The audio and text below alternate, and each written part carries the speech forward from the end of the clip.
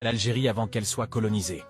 Autrefois, quand elle était habitée principalement par les Berbères, ce peuple a su préserver son identité distinctive à travers les siècles, résistant avec détermination aux influences étrangères en tout genre.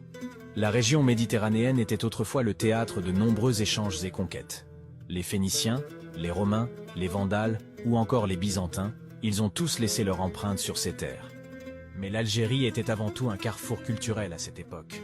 Au 7e siècle, l'islam a été introduit par les Arabes, marquant un moment qui changera à tout jamais le visage de l'Algérie.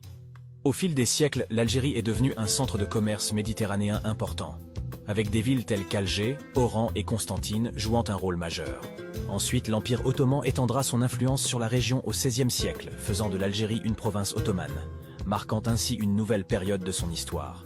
L'Algérie d'avant la colonisation était une mosaïque de cultures, de religions et de peuples, créant une riche diversité qui continue d'inspirer encore aujourd'hui le peuple algérien héritier de tout cet esprit cosmopolite. C'est dans ce contexte complexe que l'Algérie a finalement tracé sa voie vers l'indépendance, luttant héroïquement contre la colonisation française, pour à la fin, devenir un État souverain en 1962.